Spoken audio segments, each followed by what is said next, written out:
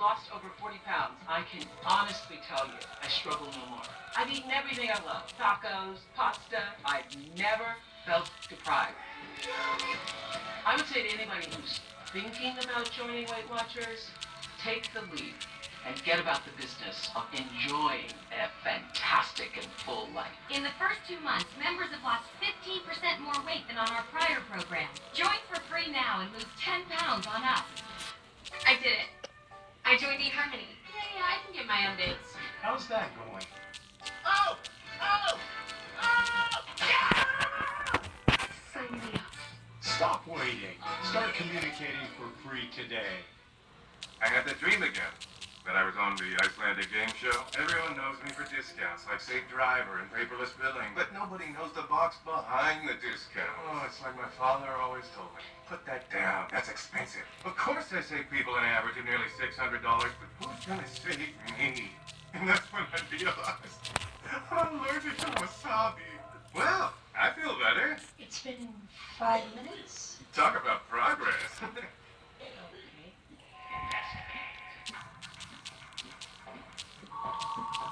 What is the emergency? I've been shot. Ma'am, you said there's blood.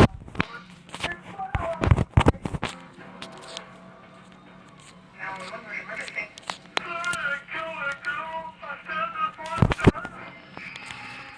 It was a curious moment in that police interview the day of the fire when Paul admitted he wasn't always the best sort of boyfriend.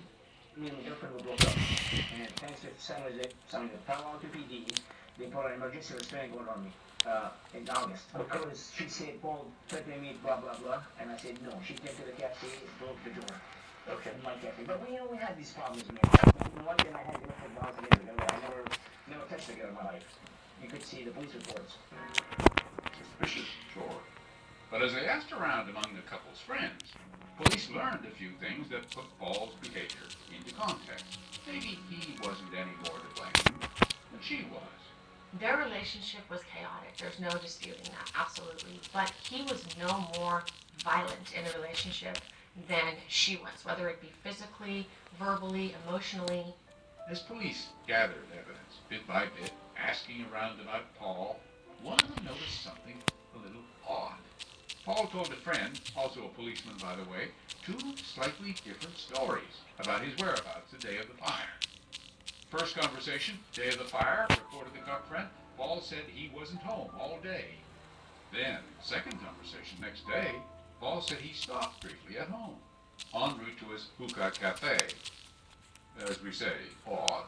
But people's memories can be tricky. Was that one little difference enough to add up to suspicion of murder? Police apparently thought so, especially once they added that to the rest of what they'd discovered. Paul was arrested. What's that? I will recommend. Okay.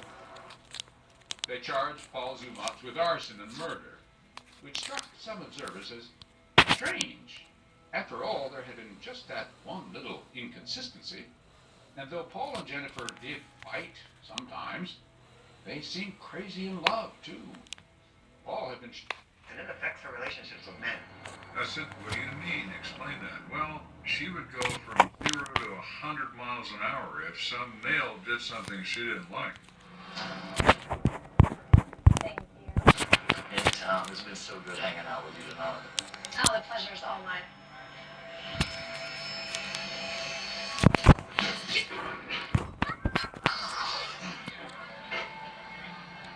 Audrey has been thrown out of every bar in town because of this bizarre nature of her behavior from smiling and coquettish to violent and homicidal.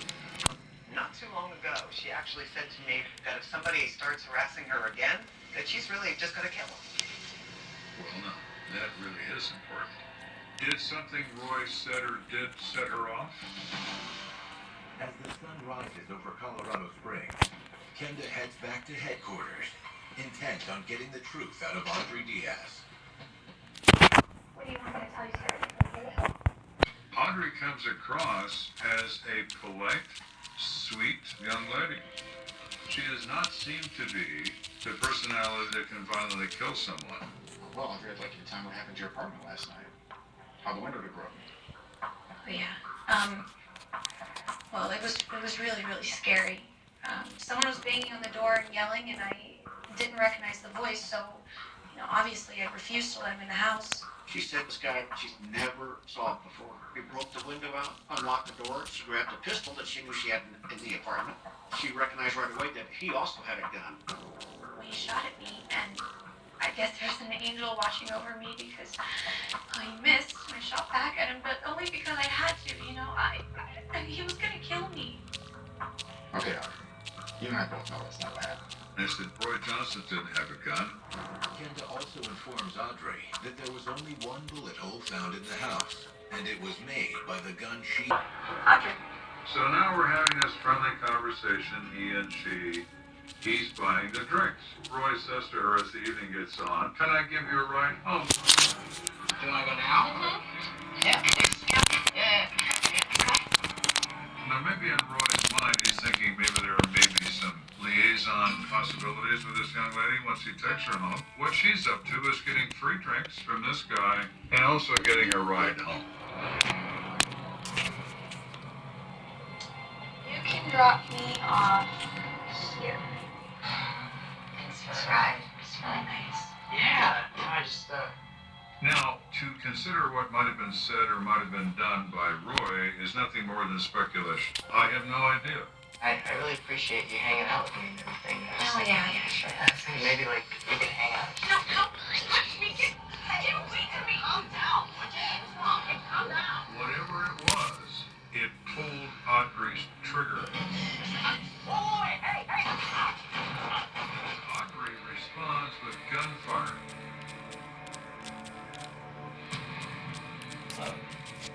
I'm sure Roy was scared to death when that gun was pointed at his face. Just, that split second of just terror, and then it's over. She kills him, drags him out of the car.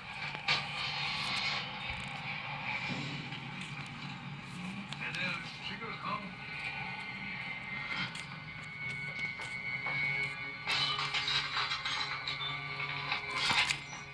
She breaks into her own apartment and fires around. She set up an alibi. This is something a calculated person would do. Somebody that has just committed murder and is trying to cover her tracks. Though the physical evidence against her is solid, Audrey refuses to admit guilt, and 11 months later, the case goes to trial. Her defense was that she was actually attacked in the car. I just didn't understand how he could do that. A guy with his physical disability would not be able to jump over a console and attack anybody.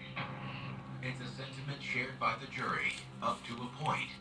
They find Audrey guilty, not of murder, but of reckless manslaughter.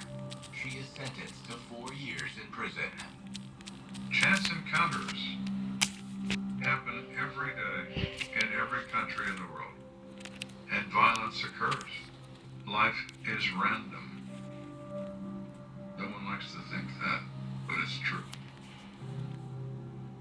Coming up, a young mother is dead, but Kenda can't tell if it's a suicide or something more sinister. We need something, anything black and white, and we don't have it. We're in this grayness where we hate to be, and I can't get me out of it.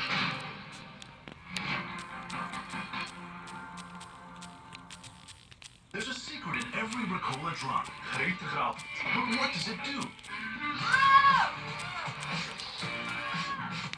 For long-lasting relief, Ricola Herb Cough Drops with Krutherkraft. Could I have everyone's attention? In 14 days, we're shooting a human into space, and it's never been done before. Don't miss the movie Rolling Stone calls wildly entertaining. Everything we do is going to matter to the whole country. Hidden Figures is an unforgettable ride and is not to be missed. There's a real fireball outside. Go find Catherine. It's the best movie of the year. Need to know if he's moving, if he's alive. Hidden Figure. Her text message history had been deleted. But law enforcement has changed a lot. Has had to keep up with high tech. The Palo Alto cops managed to find a phone expert all the way across the country in New Hampshire who had a very deep look into that cell phone and was able to pull up thousands, literally thousands of deleted text messages between Jennifer and Paul in the last few months of her life. And, oh boy, from Jennifer. You're nothing but a selfish, cold-hearted, ungrateful human being, scam artist, liar. Furious. That one didn't read like just any old quarrel. And the time Have to get Jennifer out? sent that I text don't to Paul know. right at the end of the elaborate birthday party she threw for him, when she had perhaps 12 hours left to live. In fact, she was so upset about something that she refused to go to the hookah lounge after the party, walked all the way home on a broken heel, texting all the way. Jennifer, good, stay away from me. I just got home. Paul, I'm staying away this time for good. What a way to end my birthday. For Jennifer to walk home alone at night with a broken heel and upset, she had to have been, I don't even know if I've ever even seen her that mad. But that was the night before. Angry messages buzzing back and forth. Then, as the cell phone revealed, the pair made love during the night, before Jennifer's warning text messages again turned red-hot angry. The subject seemed to be a debt she claimed he owed her. Right around 10:30, 10:45 into 11, roughly 16 in the morning, she's now referring back to those text messages and telling him he better bring a check and don't come back, or she's going to the San Jose Police Department to file charges by 3 o'clock that day. And that's the last text message that anyone gets from her. That's the last contact she has ever with anyone. That, said Gillingham, just before noon, is when Paul lost his temper and choked Jennifer to death, then drove to a gas station, bought a can of gasoline, later returned home towards the house. And somewhere along the way, said the prosecutor, he erased all those angry text messages she sent him. Every single one between the defendant and her. Every single one is gone. Months worth. And then, said Gillingham, Paul used Jennifer's cell phone to send fake texts to her friends, so they believed she was still alive. To support that claim, Gillingham introduced an expert witness who testified that texts from Paul's phone and texts from Jennifer's phone were hitting some of the same cell towers all afternoon. So her phone must have been right there with him in his car. Which is why, when she missed a meeting with her friend Roy Endeman, the texts he got from her didn't make sense. They weren't a sensible response to the message he'd sent her. In fact, he got the same text twice. She didn't show up and her phone was off. And so as soon as I got that repeat text message, I was kind of worried because she wasn't responding to what I was saying. Jennifer was nowhere to be found. Jennifer was dead. Now, what Prosecutor Gillingham wanted the jury to think about was what happened or didn't happen much later after the fire. Is that he gets a call. We have a call from female not breathing at 2929 Tremont Street. Please respond. 10-4, I'll be in there.